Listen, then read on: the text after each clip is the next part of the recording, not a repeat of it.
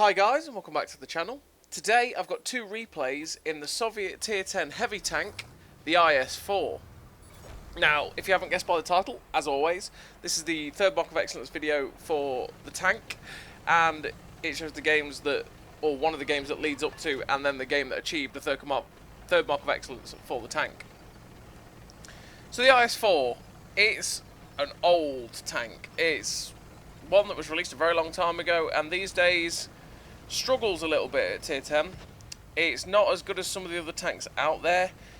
The gun handling's not too good, the reload's not great. The armour is fantastic at side scraping, but in the world of 6.0 pen RNG with plus 25% and minus 10, I believe it is, so many tanks at Tier 10 just wreck your armour. They just laugh at it when you're frontally on. If we're coming down a road like this and the tank just put around that corner, at Tier 10 they just have absolutely no problem going through your front, and it's really sad these days in that regard. It also has a 30mm plate on top of the roof as well, which can be overmatched if a tank is slightly above you, and that's really a frustrating point. But this tank is getting buffed on Tuesday. I believe it's Tuesday anyway. And hopefully those buffs will help the tank. I imagine it will get the armour buff on the top of the roof, like PC did, because that is one point of the tank that is just a frustrating thing if a tank is slightly above you. We'll see what else it gets. But yeah, its aim time, its DPM are a little bit sad sometimes, and there's just so many tanks that can abuse you. Not to say it can't do well, because it can. It's just there's a lot of tanks out there that can abuse this thing pretty damn easily, unfortunately. But 6.0 really did help the tank a little bit, though, because obviously the accuracy did get better. One thing that was annoying about this tank is the fact that it didn't have the best reload, but its accuracy was also just appalling at times. And it was really just frustrating for that. And obviously it's got 5 degrees of gun depression because it's Soviet. And that can be a bit of an awkward one on the ridgeline at times, so you just got to be wary of that. In terms of equipment I run on this tank, I do run the Armour, vert stabs, and optics. Optics because, well, it's a heavy tank that is not... It's a heavy tank that you don't really want to get out-spotted in, right? If you're moving from position to position, you get out-spotted by something, they'll farm you. And the Tier 10, you've got to be careful of some guns and that can out-spot you and then also just obliterate you, like Death Star. Although, not that bad anymore, actually, to be honest. But yeah, anyway, point. I hate getting out-spotted. I'll always run optics to make sure that I don't.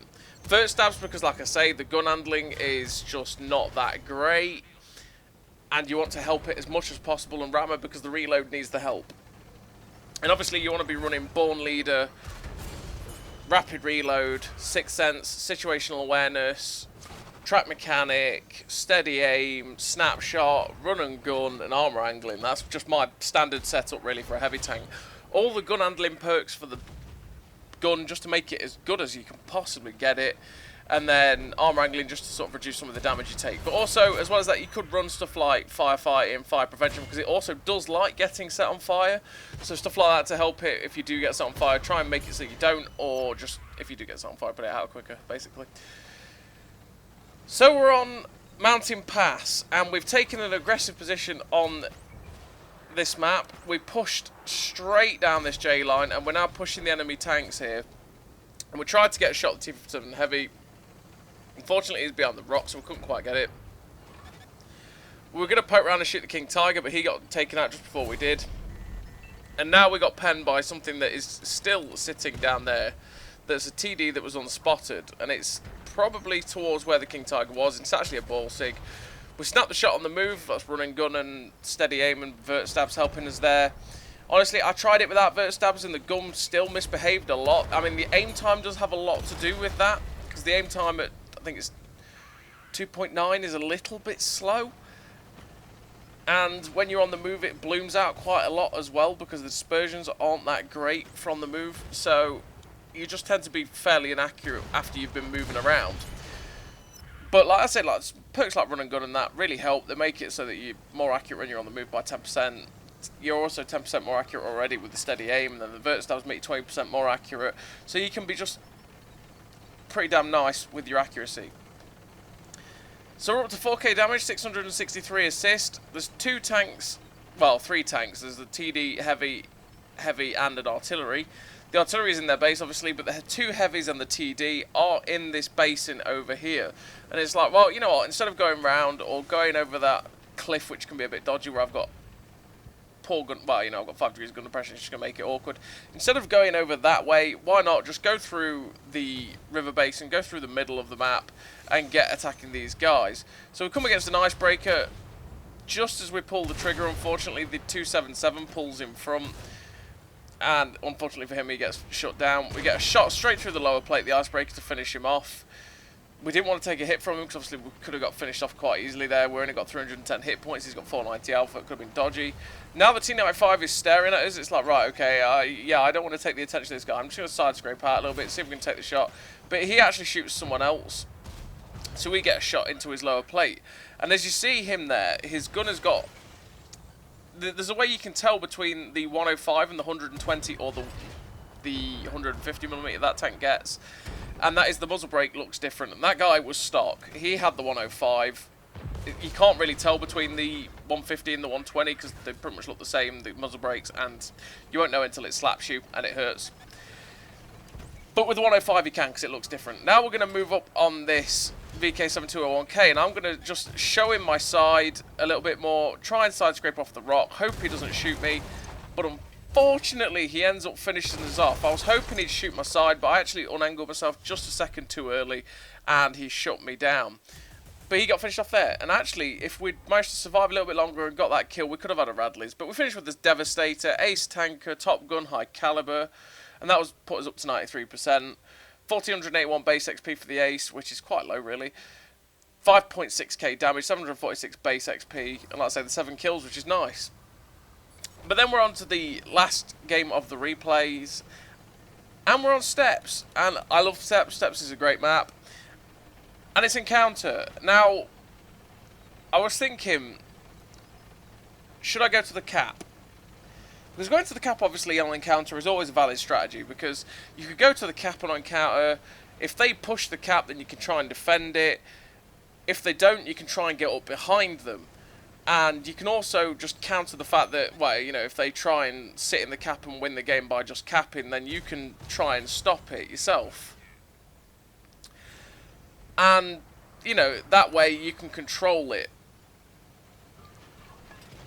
And just basically stop those games where you do like 4 shots of damage, the enemy team rushes the cap, finishes the game off, and you get absolutely nothing done. You may have a massive drop in your tier 10 and you just get really frustrated. But I decided, you know what, no, I'm going to go to the heavy tank corner. I'm going to go the heavy tank way, and in doing so, hopefully their team will send quite a lot there, and then I can just try and get as much damage out as I can from brawling, because obviously the tank does like brawling. It is a brawling heavy tank, and if we can get stuck into these kinds of brawls, then perfect. We shut down the E4, and now there's a Death Star in front of us, and we want to just be careful with the Death Star, because he can still hit us for 1,000 damage, and that will hurt. But, fortunately enough, the E4 shuts him down, and we don't have to worry about that. So now we're pushing in to attack these guys over here. 60 TP there, which, again, has got high alpha, it will hurt. 705A there, again, which 650 alpha will probably hurt. Unfortunately, we overexpose ourselves a little bit, end up getting hit by him, but just as we pop over, we spot the T92. Oh my god, you've always got to get rid of the piggy. Get a shot into the T92, unfortunately can't finish him off. Obviously, that's one SPG that we don't want to be alive, because, yeah, that thing can hit you for like 2,000 and more than that. And even with a splash, if it lands right next to you, it's still 1,000 damage. Something that you don't want.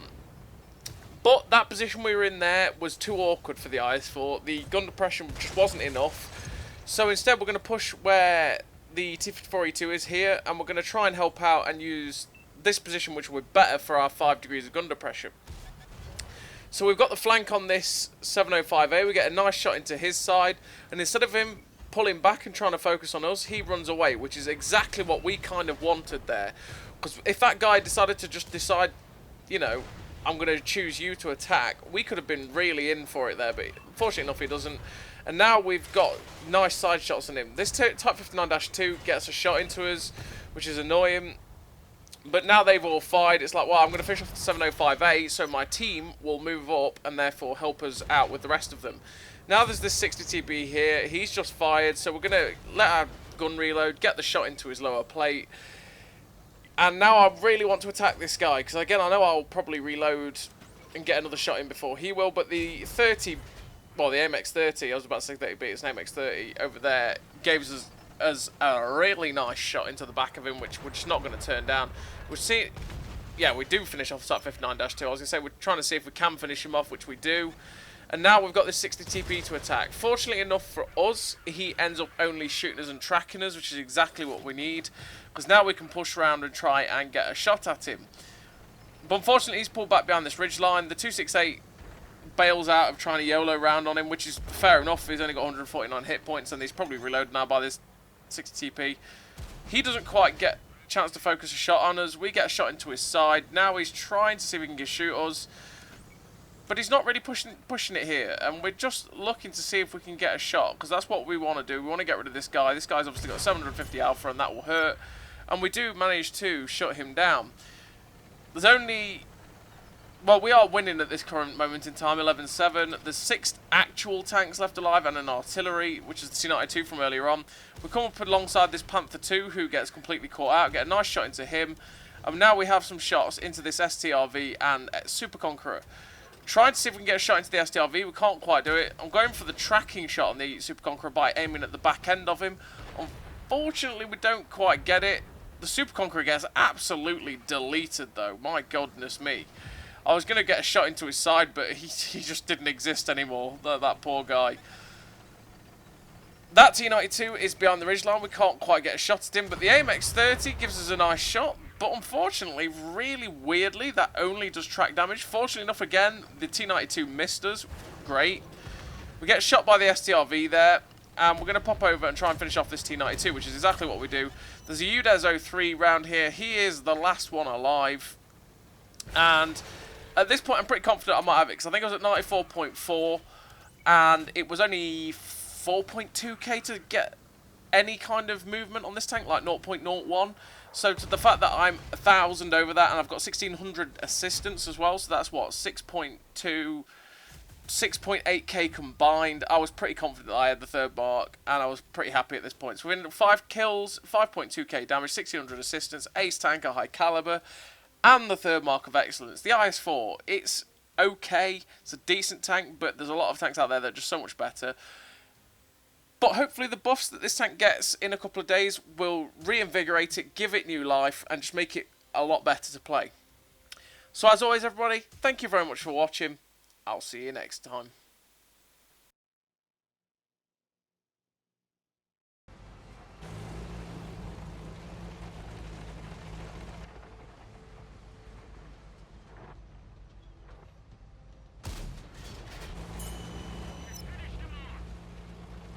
A great success!